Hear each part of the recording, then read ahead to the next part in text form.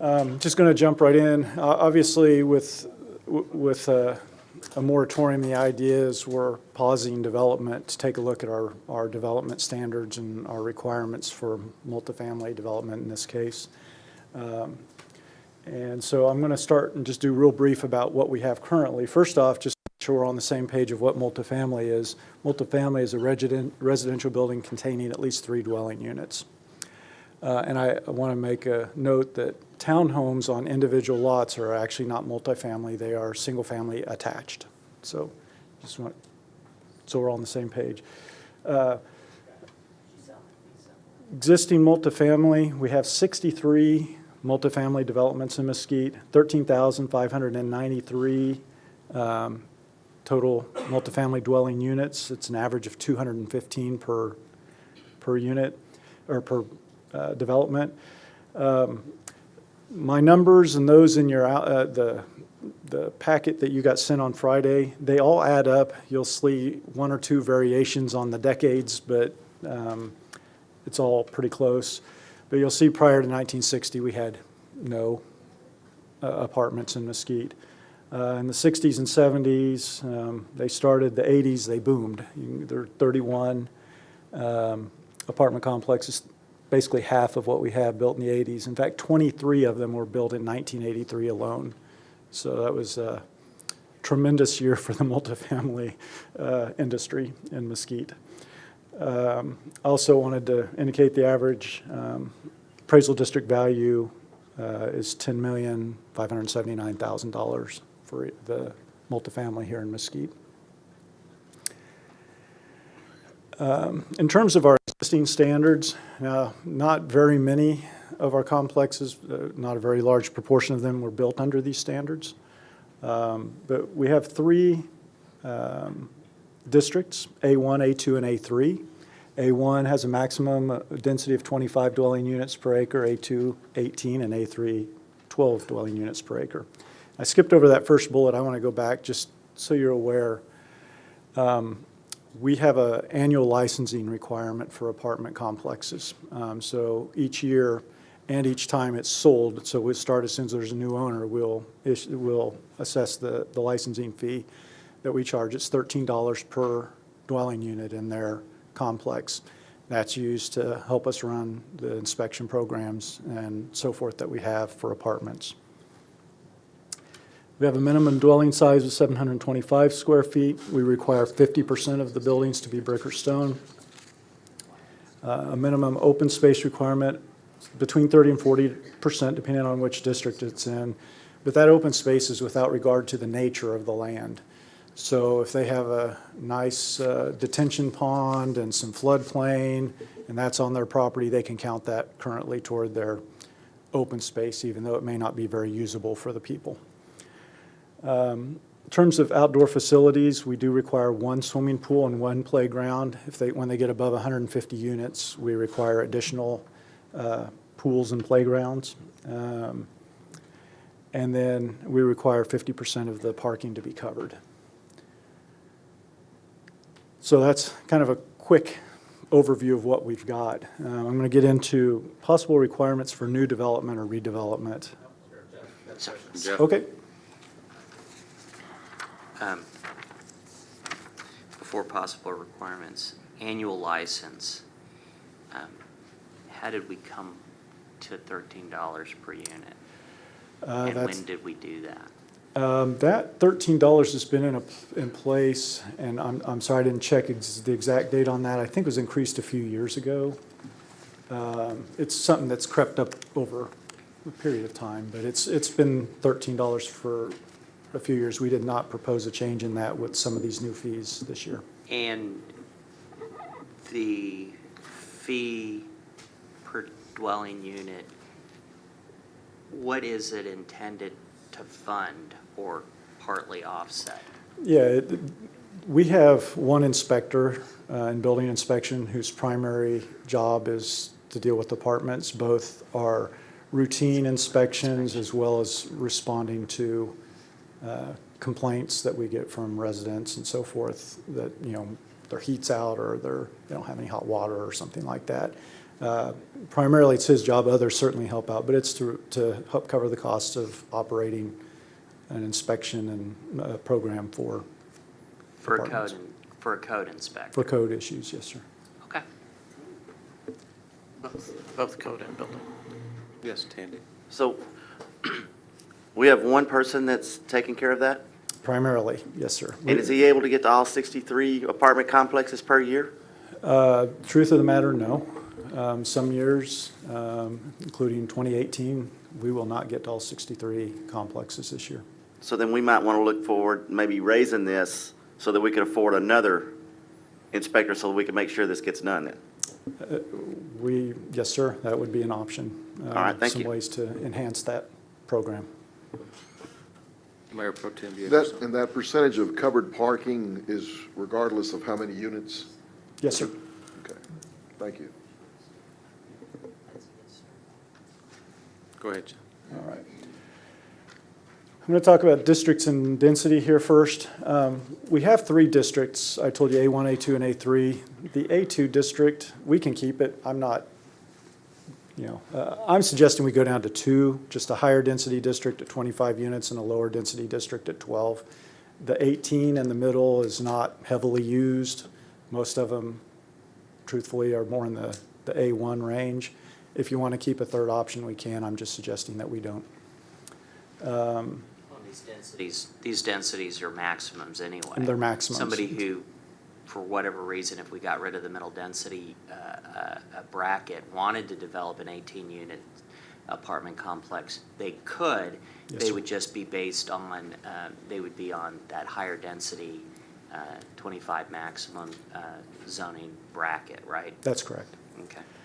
And then also suggesting that we allow some density bonuses, so to speak, where if they structure all their parking, and in most cases the structures are going to be fire sprinkled, but there could be, a quadruplex or something that may not be, but assuming all structures are fire sprinkled and they increase amenities from even what I'm proposing tonight, that maybe if they do all those things, we could allow them a bonus in the density. Just an idea to help people be creative in their development. Structure heights, proposing some limitations to, protect single-family areas a little bit, limiting the maximum to 2 stories if the structure is less than 200 feet from a single-family district, 3 stories maximum from 201 to 300 feet. And then I'm suggesting we allow up to 5 stories. Right now, we only allow 3 stories. If you want to keep it at 3, we can. But if we want to go higher than 3, then I would suggest that we require those buildings to be at least 300 feet from any single-family residential district. And you've done some studies in that, and some of the things that are going on in other parts of Dallas-Fort Worth where they're interior parking and all that, are most of those 3 and 4 stories, or are there some 5s? There certainly are 5s. 6 isn't terribly uncommon either, but 3s and 4s are very common, and 5s are, there's quite a few 5s as well. Okay, I'm just curious, thank you. In terms of the dwelling unit size, we currently have a 725 square foot minimum for single family, or for single bedroom, excuse me.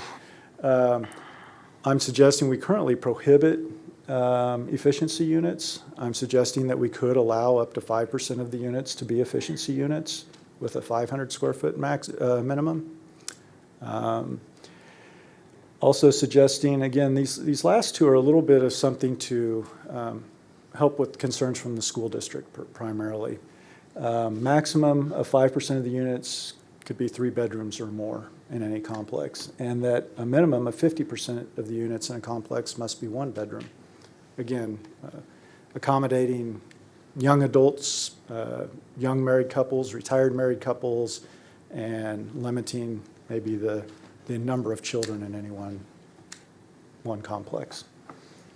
A little bit, not prohibiting them, just limiting the desirability. Were those, is that any of that part of our current, you said that the minimum size and. That's the only thing on there that's in our current ordinance, is that minimum dwelling, or the minimum unit size of 725 square feet. Okay.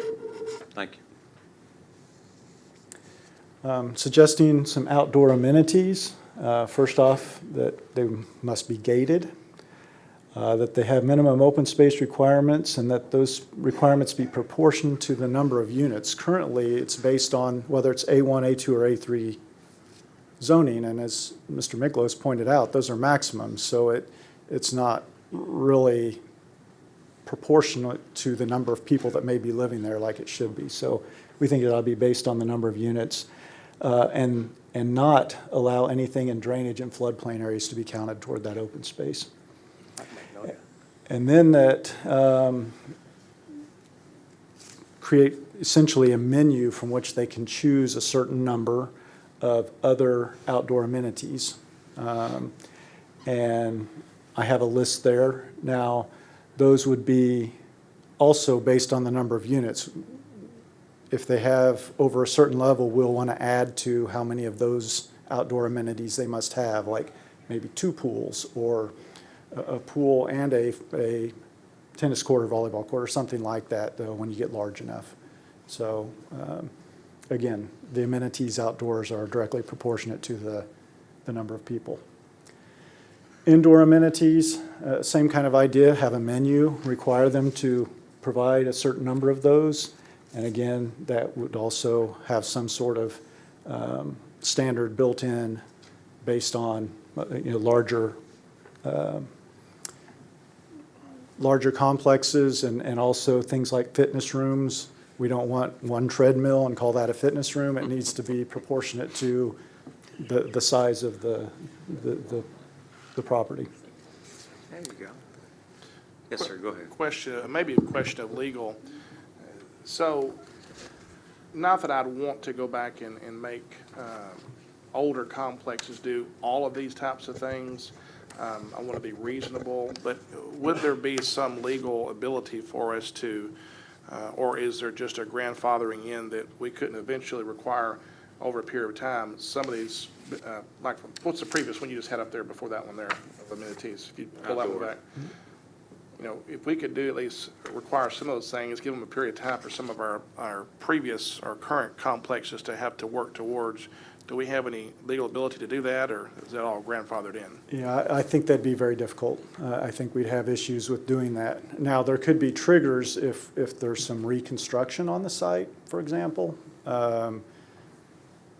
We might be able, all the new construction structurally would have to meet the current requirements, and we could then make them bring the entire site into compliance as well. But I don't think we can do that in terms of just going out and saying, hey, now you all have to put in swimming pools and fitness rooms and things like that. And my thought wasn't to be that blunt like that, but but I'd like to hear from Mr. Pascal as well. I think Mr. Armstrong has correctly stated what our opinion would be. Certainly the health and safety standards that we adopt subsequently, we can impose those. Amenity upgrades, we would have difficulty requiring some of the older properties to move towards that, except as Mr. Armstrong mentioned, if they've got a major remodeling effort underway, we might be able to bootstrap some of the amenities into Great. that. I figured that might be the case, but sometimes you have to ask these things. Sure. In terms of dwelling unit requirements. Okay, we have another one. Oh, sorry. Not so much a question, it's my thoughts on that part of it. Can you back up one, please? Yes, sir. Although I like indoor amenities also. My thought on the matter is that, and I appreciate this, proportionate to the number of units, I agree with that, because then that's capturing the impact of a residential unit, and we're trying to capture and absorb the impact just like we would with any residential unit. What I'd like to see is twofold, and I think you're going a large amount of the way there. But parkland dedication or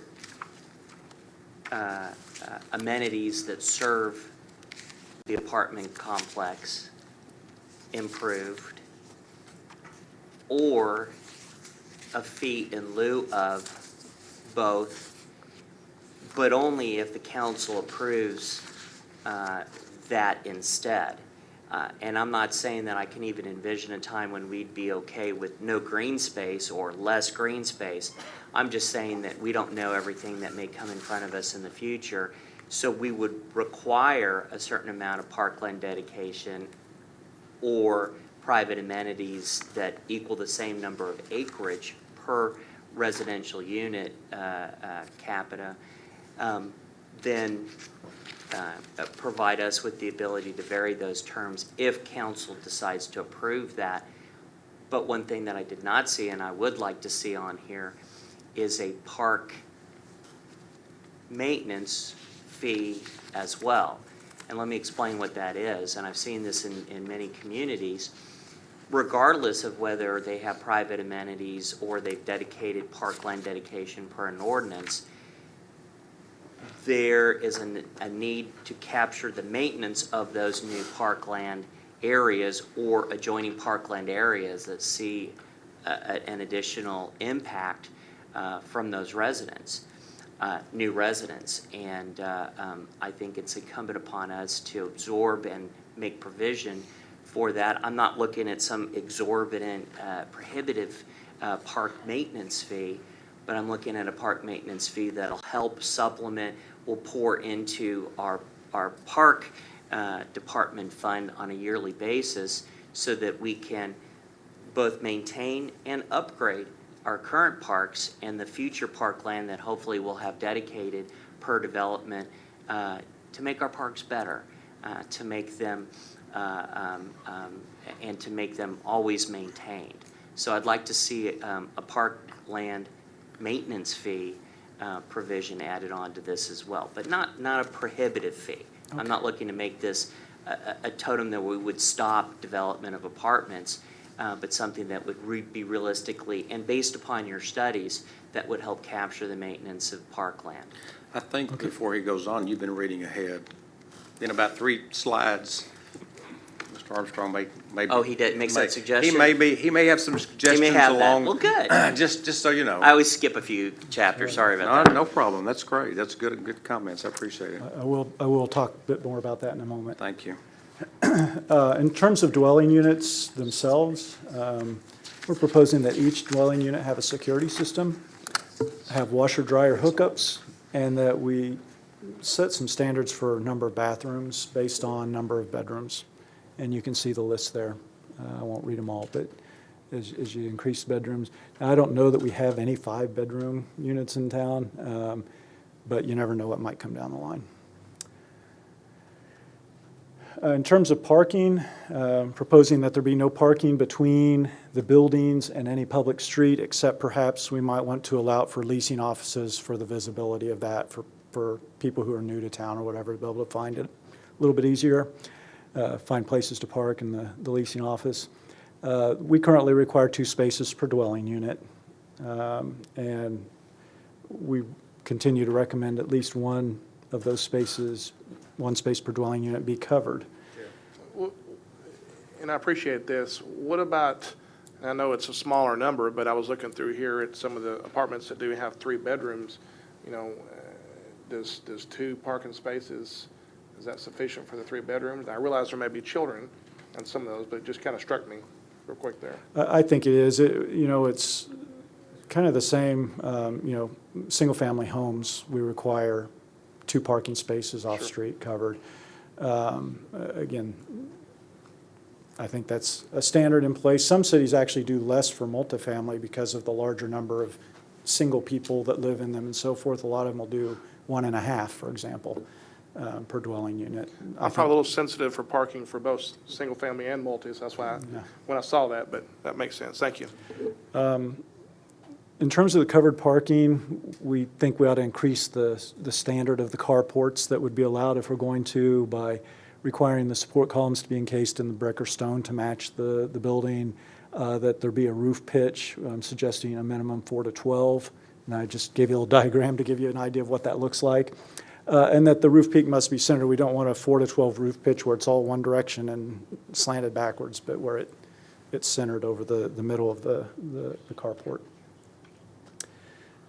Now, to Mr. Miklos's comments, and there's several issues with parkland dedication. and fees in lieu of, and essentially, I think he explained, it's a per dwelling unit amount of land dedicated to the city or paying a fee in lieu of. I think some of the downside of the dedication of land is it's land that they have to dedicate. It may not be where we want a park or that's any use to the public at all. So the fee in lieu of is an important aspect if we're to do it. But some of the things where it gets really complicated is we must demonstrate a roughly proportional quantitative relationship between the dedication requirement and the number of units. That's going to take studies that will require us to hire consultants to prepare those studies. And typically, in a city this size, a dedication of a fee or dedication or fee must be utilized within some geographic area that benefits who made that donation or paid that fee. So in other words, you don't build a apartment complex on I-20 and then make improvements to Evans Park. It's just not how that should work. And that those fees must be used in a reasonable time period. I gave you a couple of examples there of what those kind of time periods might be. So what we're really looking at, and I think some things we would need to do is to do this type of a dedication or fee in lieu of is we need a new parks master plan. We'd need a study to help us determine that proportionality for determination of fees and timeframes to expend fees. Those things we won't get done during the duration of this moratorium, and there's certainly cost to that. Probably for all of it in the $200,000 to $300,000 range, based on information I've gathered from some other cities. The other thing I stuck down here at the bottom of the slide is another thing Mr. Miklos mentioned was the park maintenance fee. And I've looked at how a couple of other cities have handled that. There are some cities that it's a fee applied across the board, kind of like our DUD fee, for example, where it would show up perhaps on the water bill, and it would be based a certain amount for single family versus a different amount for multifamily, a different amount for even commercial or other uses. So there's probably other ways to do that. That's how I've seen so far in the research I've done is it's something that's been attached to water bills, but there may be other ways to do it. I was looking at that not so much as like a continual fee that was brought out, but as a specific impact maintenance, like the impact fee would be instead. I'm not looking on putting that on current because we've made our calculations and we've done our items based upon what's come in so far.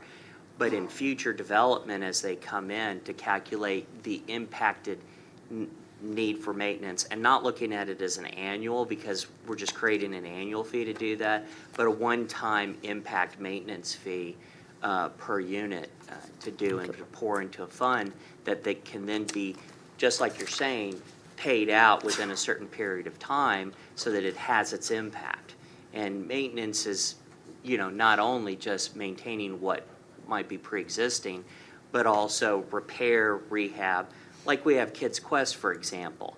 And, if a new development came, not that we're doing multifamily near there, but if for whatever reason we were doing a multifamily development and kids were going to go to Kids Quest, that one-time fee as an impact fee could go towards helping rebuild that because the kids nearby would be going to it, and it would make proportional sense to charge that development for the impact on nearby park areas. So I'm really looking at it more as a one-time additional fee charged to help maintain and upgrade facilities nearby. Okay, we'll have to look into all that. Several miscellaneous requirements. One, that we would require traffic impact analysis. We'd set some threshold because, again, if someone's building one quadruplex, I think that's a little onerous. But when we get into some threshold of a certain number of units, that we solidify a traffic impact analysis requirement, and then, of course, require the improvements based on those, that analysis. That we require 6 to 8 foot tall, long span precast concrete screen walls where multifamily development is adjacent to single-family residential or adjacent to schools. Limit the fencing materials to the long span wall, brick, stone, decorative iron, and vinyl. Essentially, we're removing wood and chain link from the list, which tend to become eyesores more quickly. All entries to the dwellings to be from interior hallways or interior portions of the building, as opposed to the type that you walk up outdoor stairs and across some long balcony type thing. Obviously, we'd have an exception for private patios and private balconies where the only access is to or from that door into that individual unit. But other than that, the actual ingress and egress being from interior parts of the building. Mr. Armstrong? Jim, just a quick question regarding traffic impact analysis. Could you give me an idea of what you're thinking about when you use that term? Well, that'd be the standard traffic impact analysis that we do for a variety of developments. It would look at existing conditions and then the potential conditions of a specific development, how that would affect our street system, and then what recommendations it might make for traffic signals, turn lanes, things of that nature to help improve the flow of traffic in the immediate area. Okay, thanks. Solid waste containers, minimum 100 feet from any single-family zoning district. And I wanted to make a note on here. I think as we look at downtown and our ordinances, I think we'll want to look at multifamily specific to the downtown area. I think a lot of what we do here would probably carry over, but we might want to think about things differently in the downtown and the central business district area. And I think that's a discussion when we have that whole group of ordinances together. So I'm just really making that note at this point. That's all I have for new development. I want to talk about existing development a little bit if you Sure. want to Sorry. talk. One more thing on new development before we go to existing development issues. I would like to see, with every multifamily application, all right,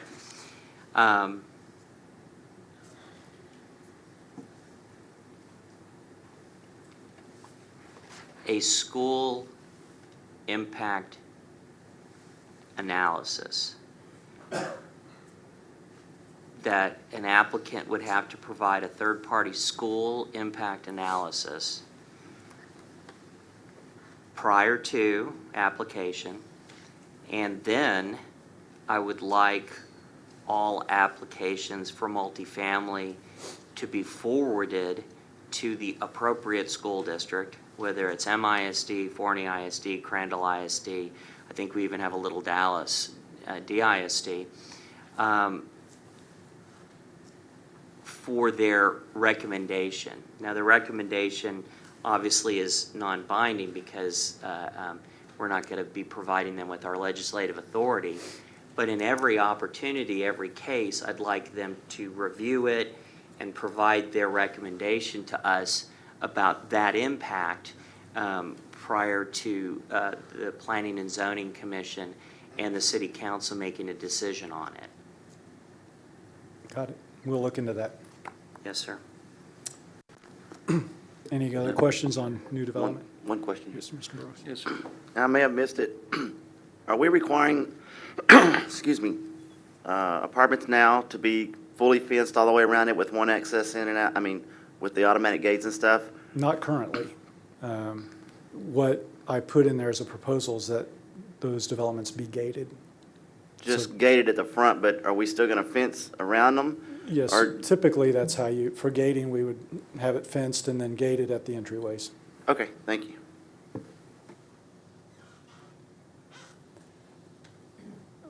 A note I want to make about how we handle, a lot of the possible requirements for existing development isn't so much in the zoning ordinance, which is much of what I've talked about currently, up till now.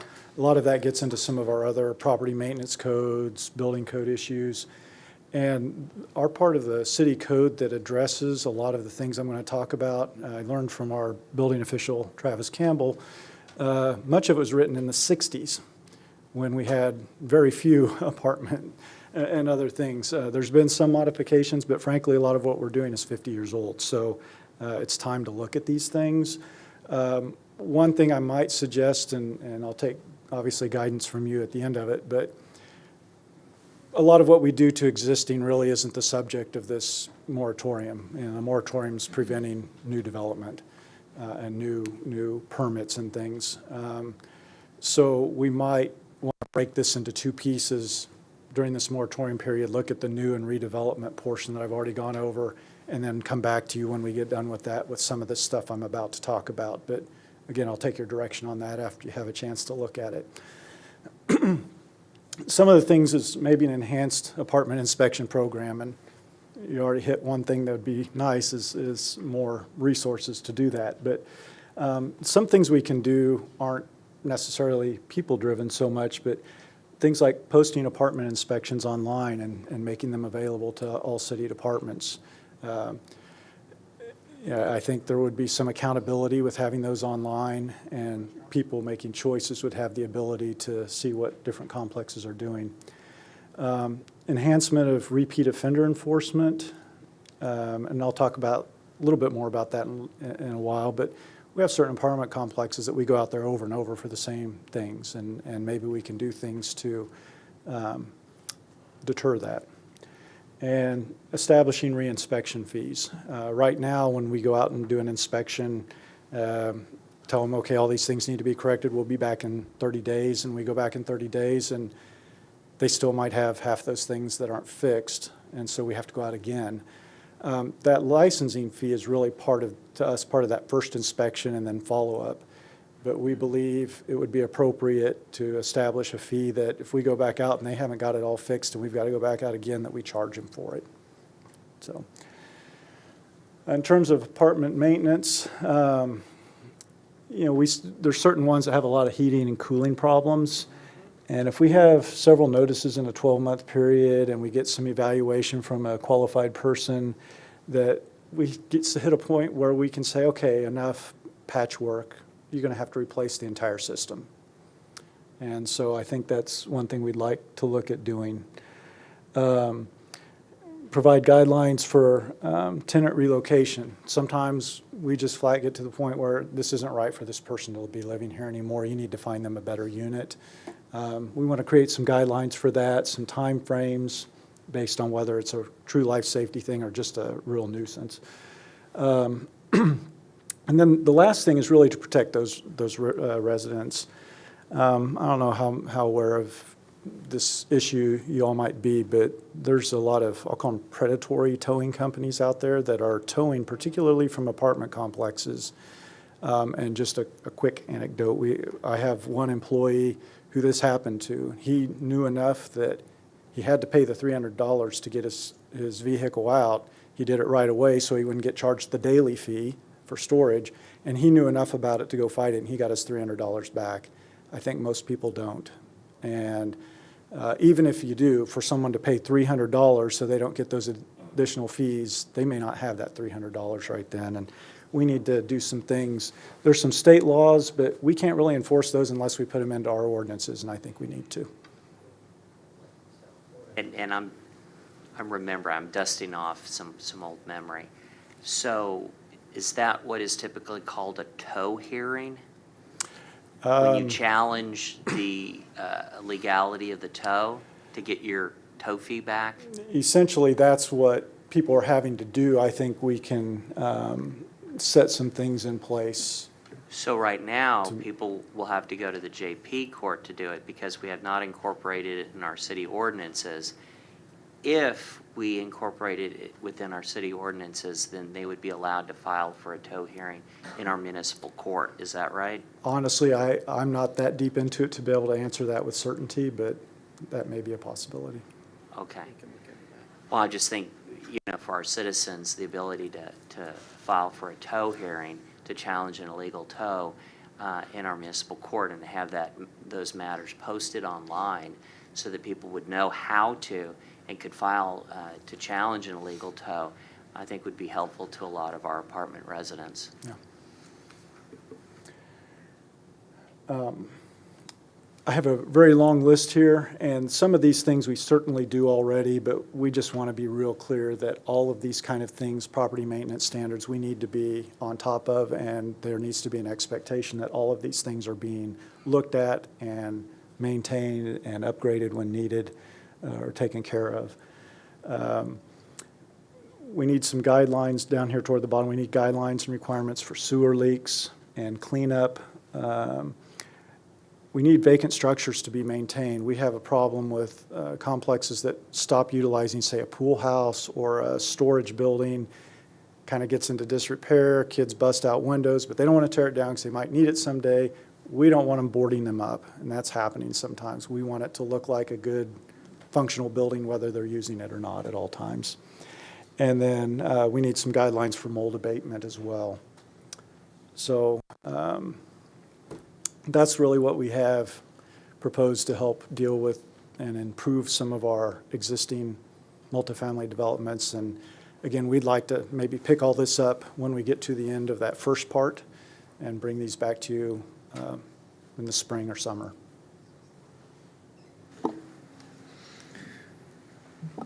Thank you, Mr. Armstrong. I know it's a lot to digest, and I see a lot of green lights on.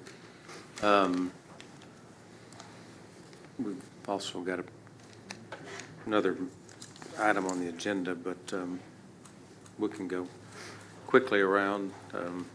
Mr. Casper?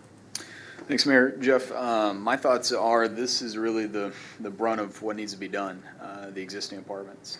And so I would really press if we do have the capacity and staff to do it concurrently or even first. I think this is the real work that would actually move the dial here and now.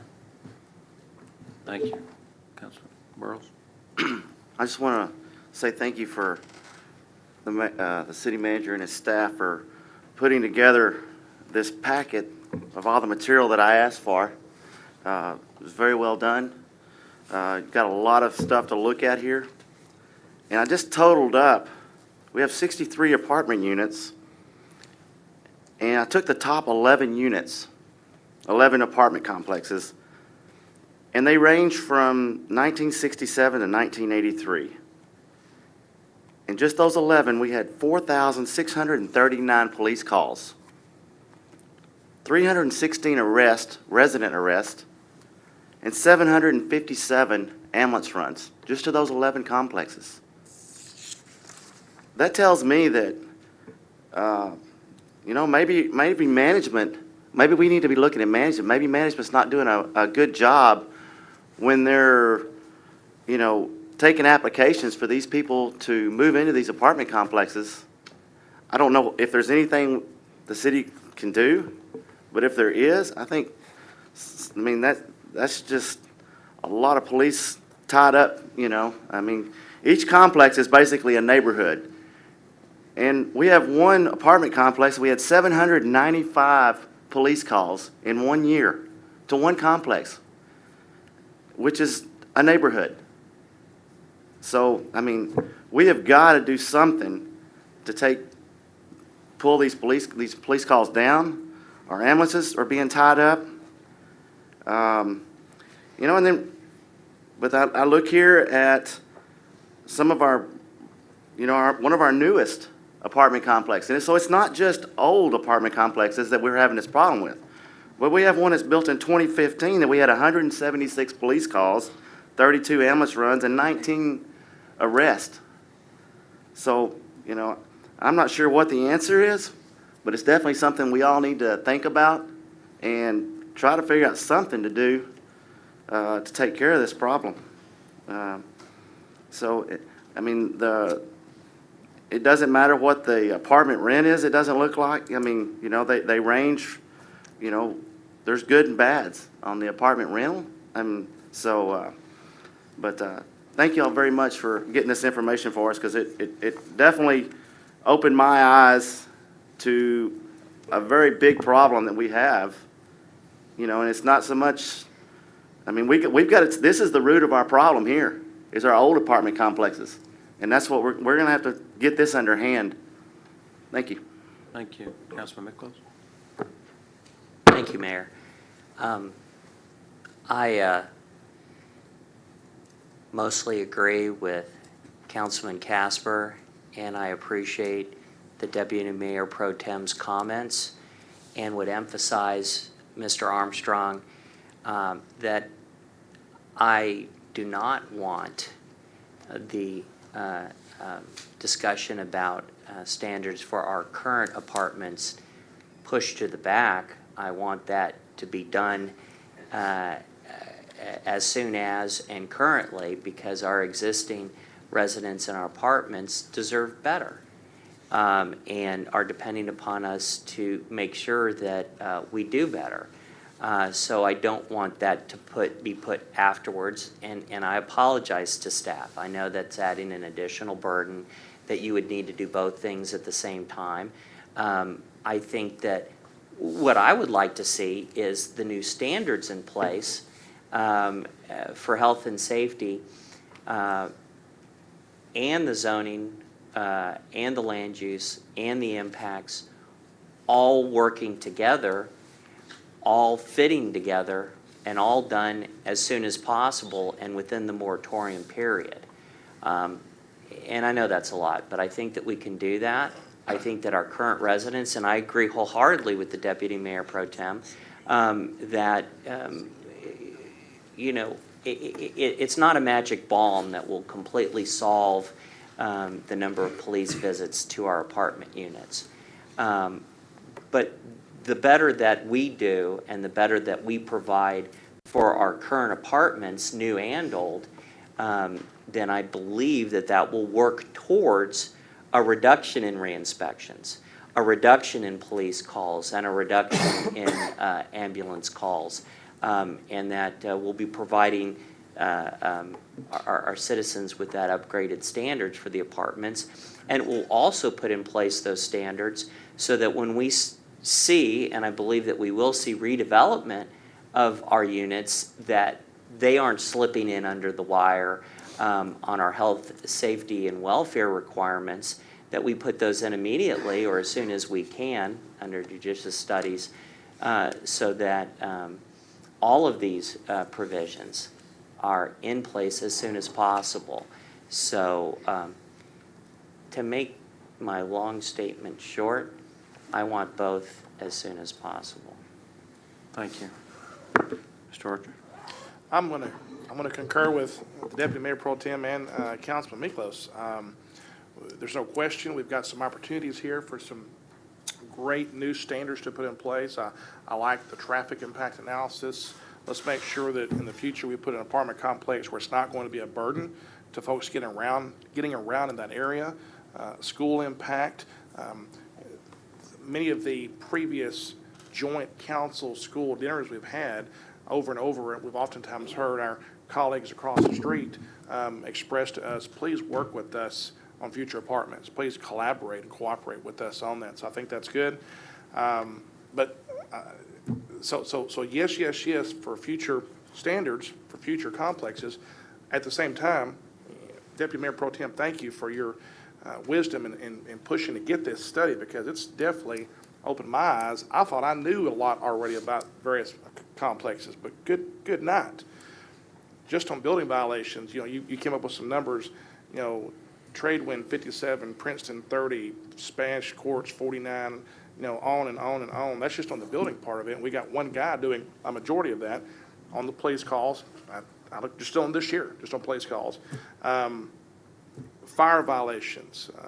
All those things add up to a lot of expenditures of our staff and our resources and tax dollars that could be going to other places in this town. So I'm just going to add to the priority of the newer standards that we, like you said, get a handle on and get a plan and a strategy for all these apartment complexes to start minimizing those police calls, minimizing those building violations, minimizing those code violations, and good night, think of the things we could do at other parts of town where we're not having to babysit all these apartment complexes. That will help for future development of apartment complexes, because like you said, we've got some that are fairly new.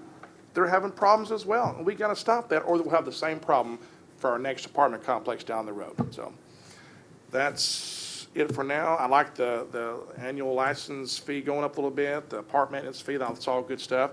And I applaud our staff for the hard work that's been put into this. That's all I got, Mayor. Mayor Pro Tem. Same thing, Mayor. I just want to tell Mr. Armstrong, I appreciate so much the work that you've done and the staff as well. And I want to agree with Mr. Miklos also. I'd like to see both of these coming together, the new development, the existing development, getting all that together for our folks that are in apartments right now. I think we need to see that and move with that quickly. Also, it was very enlightening to get this material over the weekend and see all those things. I know two things that are heavy on the mind of the citizens of Mesquite in regards to apartments, that's crime, and then also the school impact. Those are two big things. I know there are other things as well, plus renewal of the license fee. That was an eye-opener as well. We need to look at that again and make sure that we're covering with the overhead and all we need to do. So, but also the indoor, the outdoor amenities and what we can do in regards. I like the idea about the security system too. Making sure, I mean, what kind of a difference can that make if each one of these units have a security system? And yeah, crime watch as well. So I think we're doing good and we're moving in the right direction, and I'm excited about this. So thank you, Mayor. I think we all concur. Mr. O'Shea, go right Yeah, ahead. no, very good comments before, and the only thing I'd like to add, in addition to what's already been said, is that I'd like for the city manager to look at next year's budget, taking some CDBG funds and seeing if we can fund another position that would be dedicated. When you look at the chart that staff prepared, you had 33 complexes that were built in the 80s and 90s. And certainly those have got to be a drag on our neighborhoods. And if neighborhood revitalization means anything, it's got to mean that. So I'd really like to look at that and see if there's some creative solutions out there. Yeah, it's good that you said that. And Mr. Armstrong, we do appreciate it. I know it's a lot of time and effort on your staff and your department. You know, I concur the same as we've heard around the table. Everyone's agreed on pretty much the same things, so I think we're all in agreement with what we need to move forward on. But yes, sir, Mr. Art. Go right ahead, Mr. Art. No, please continue. No, please, go right ahead. Well, I don't want to forget, we don't have to right this minute, but 2 or 3 years ago, we sat at this table and talked about, Chief Kirby, I think, had some ideas or some strategies that we were going to help alleviate some of these ambulance runs at the Christian Care Center and places like that. And we don't have to get into that now, but I did notice that 272 number, and I just wonder if that's still something we're talking about, of some ways to alleviate. So, and I apologize, I just didn't want to forget before I said that tonight. Thank you. I know we had that comment, and we'll get those numbers. I've had that conversation myself already